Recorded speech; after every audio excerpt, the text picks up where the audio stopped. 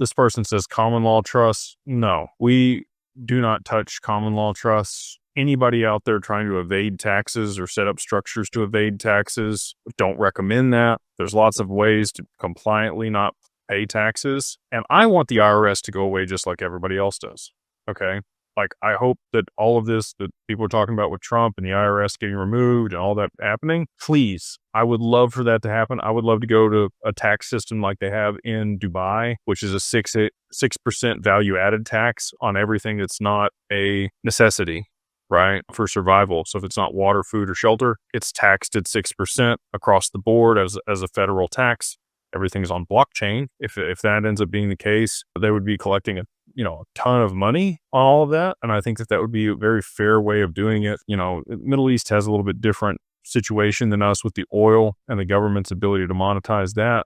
And they're able to actually pay people a stipend that are citizens there. So a little bit different setup. I get that. But, now that we have the tariffs in place, you can think whatever you want about that. I'm not here to get political. But in the past, when we have used tariffs, it actually worked pretty good. We didn't have income tax here in the U.S. They got rid of the tariffs and implemented the income tax. And taxation is theft, in my opinion.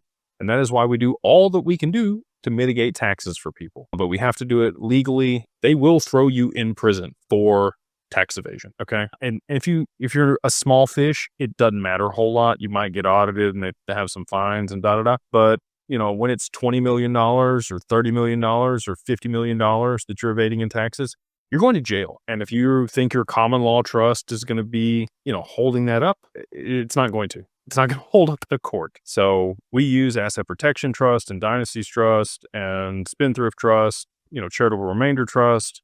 There's like 88 different types of trusts out there. And we have access to all those tools because that's what they are. They're tools. But we do not use common law trusts. And I would encourage you to look at whoever is trying to coerce you into that. If there's somebody that says you can defer taxes in perpetuity or, evade or remove taxes by using this type of trust, I would suggest not working with them. There's, again, plenty of ways to legally mitigate taxes.